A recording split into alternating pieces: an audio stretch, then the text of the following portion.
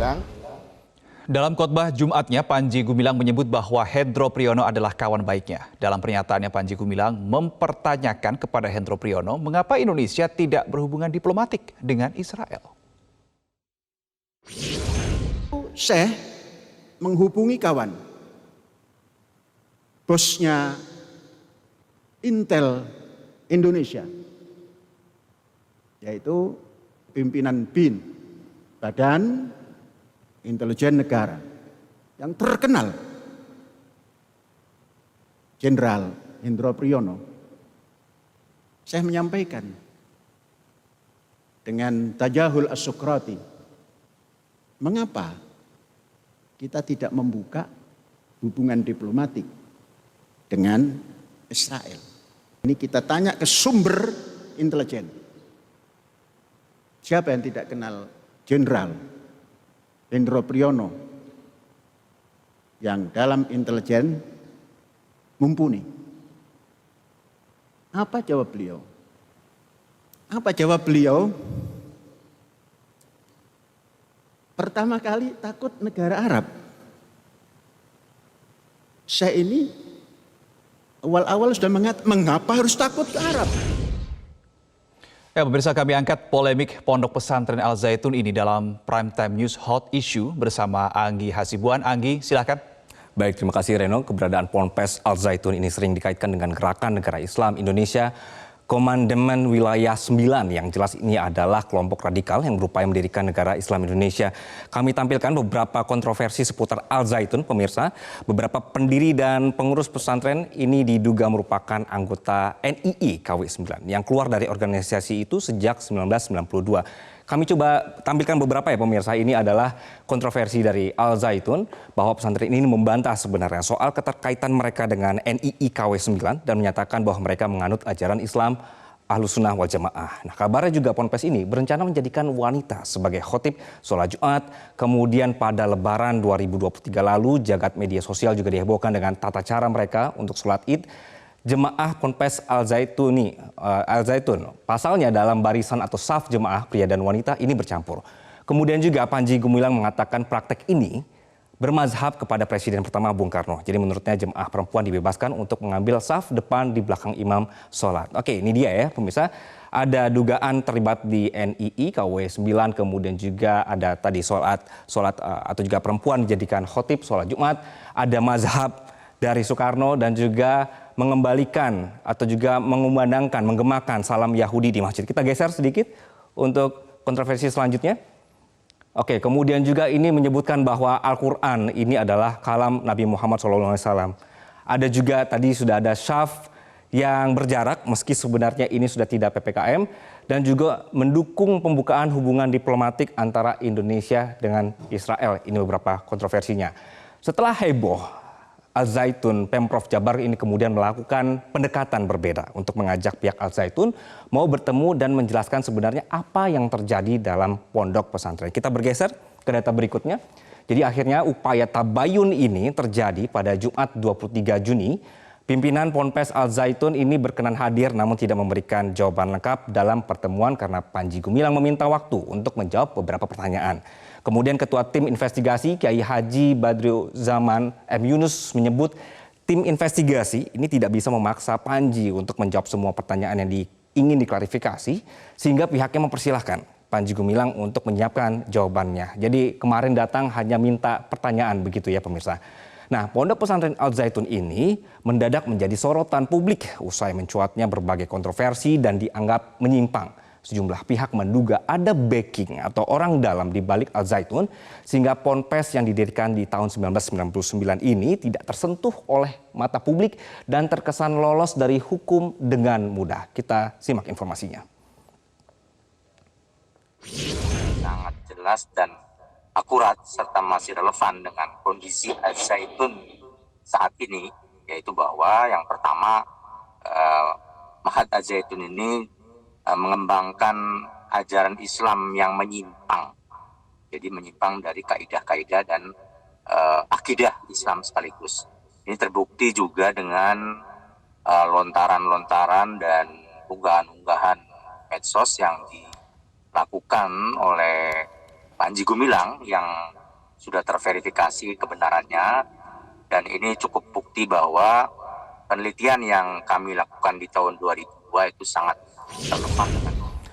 Jadi MUI sudah pernah sebenarnya ada mereview mereka pemirsa, dan ada hasilnya bahwa ini agak sedikit menyesat tadi ya informasinya. Oke, kali ini kita review kembali bahwa ada semacam backingan berkenaan dengan kenapa Al Zaitun ini bisa eksis sampai sekarang dan tidak tersentuh hukum. Berikut informasinya.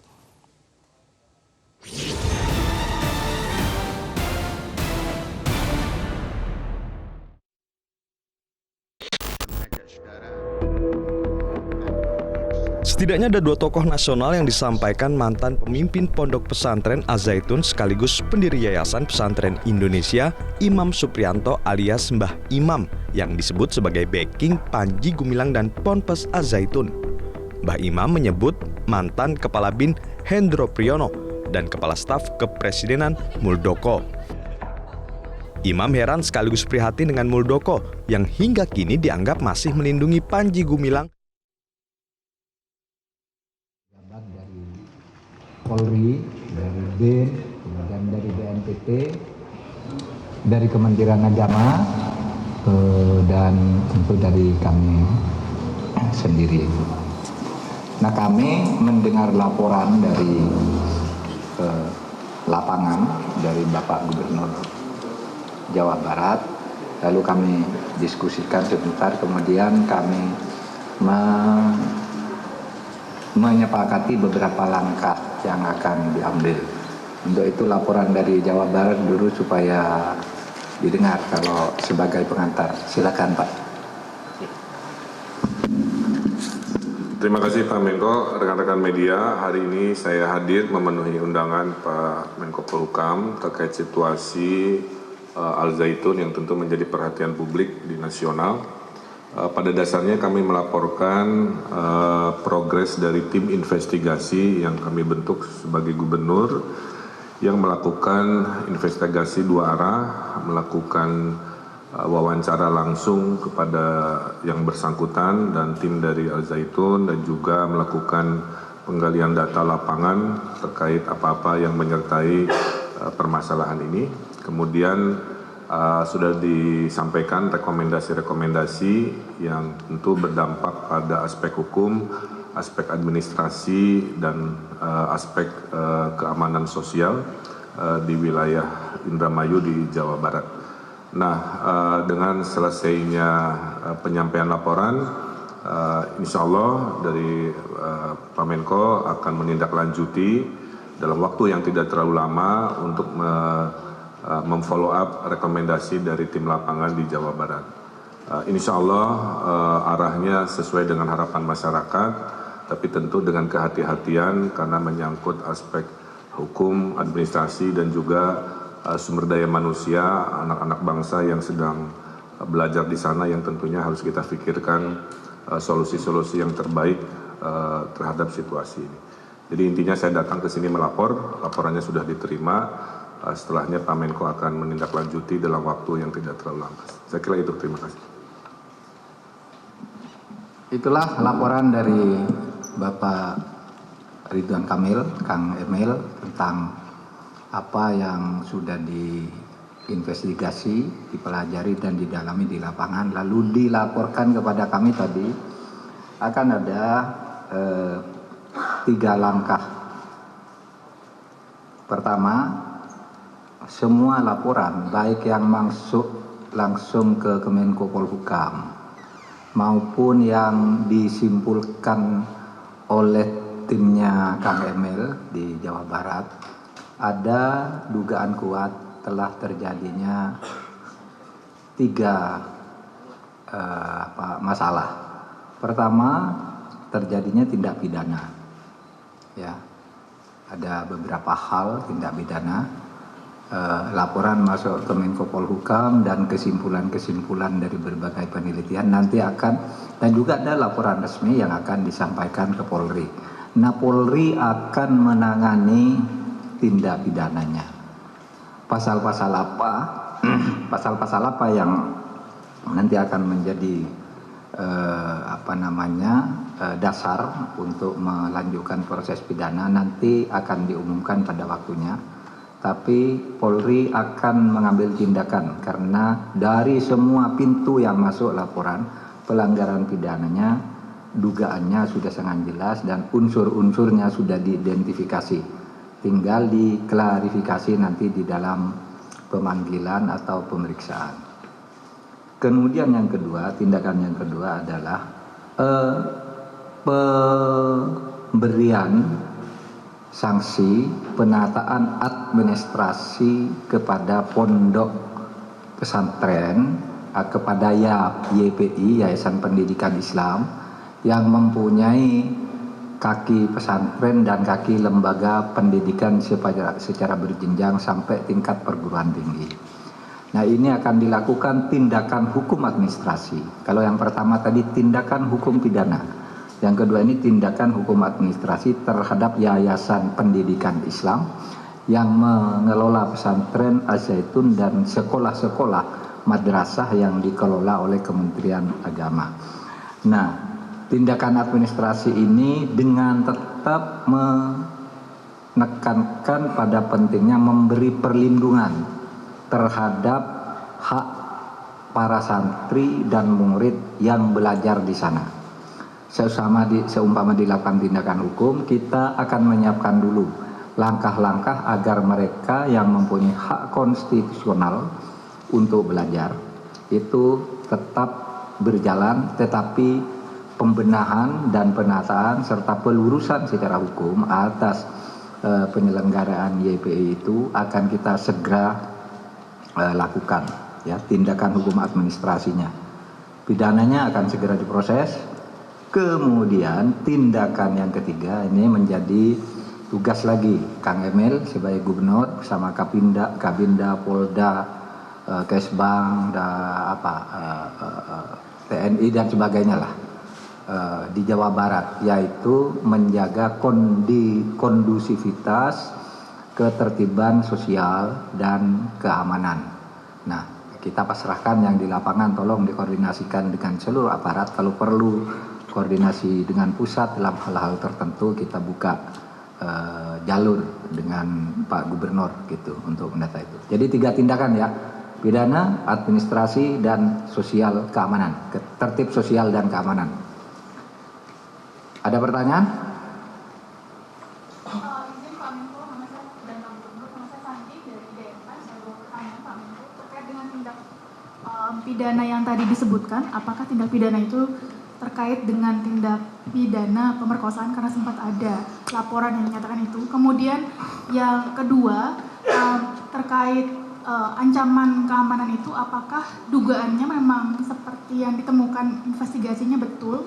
Dikatakan ada dugaan atau sarang dari tindak terorisme di dalam pondok pesantren yang bersangkutan. Terima kasih Pak Menko. Pak Gubernur. Nanti itu akan diumumkan secara resmi dalam waktu tidak terlalu lama. Pasal-pasal apa yang akan dikenakan.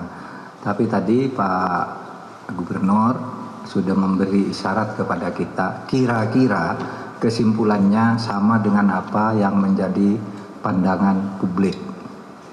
Nah, nanti saudara tafsirkan sendiri pasal-pasal apa yang sudah ada di situ. Saya tidak akan sekarang karena itu harus lebih hati-hati menyebut pasal-pasal dugaan itu. Ini belum sangkaan ya, baru dugaan. Baru sesudah duga diklarifikasi baru sangkaan. Sesudah sangkaan baru dakwaan. Sesudah dakwaan tuntutan. Sesudah tuntutan vonis kan gitu. Dengan macam-macamnya gitu. Gitu. Jadi ini masih panjang. Jadi saudara jangan salah. Tindak pidana itu kepada perorangan. Ya, kepada pribadi. Kemudian tindakan administratifnya akan dilakukan kepada institusi YPI, ya, dengan penekanan menyelamatkan dan melindungi hak-hak belajar para santri dan murid-murid sekolah yang dikelola oleh YPI. Lalu tindakan ketertiban sosial dan keamanan itu di lapangan. Pak Gubernur yang akan mengkoordinir. Jadi kami sudah berbagi tugas nih. Kementerian Agama itu urusan hukum administrasinya dikoordinir oleh Pak Deputi 6. Kemudian masalah hukum itu tadi dari Polri bersama BNPT dan Kejaksaan. Kemudian yang ketertiban masyarakat dan keamanannya ada di Pak Gubernur. Jadi jangan dicampur aduk ya. Kadang-kala dicampur aduk gitu, jadi masyarakat jadi resah, pertanyaannya banyak. Itu aja, ada 3 jenis tindakan. Sekian, terima kasih, cukup. Assalamualaikum warahmatullahi wabarakatuh.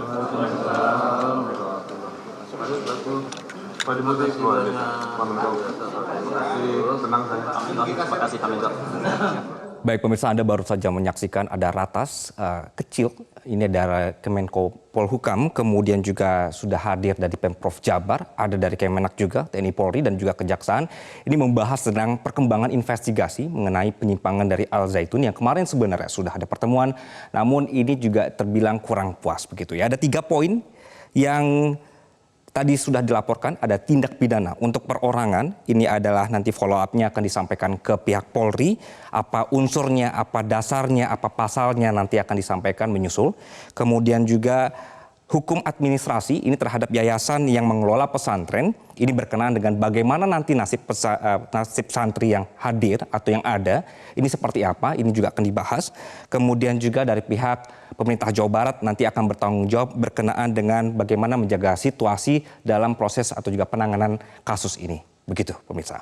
Baik, kita akan lanjutkan untuk di malam hari ini berkenaan dengan hot issue yang kami angkat. Pertanyaan selanjutnya pemirsa berkenaan dengan Al Zaitun ya.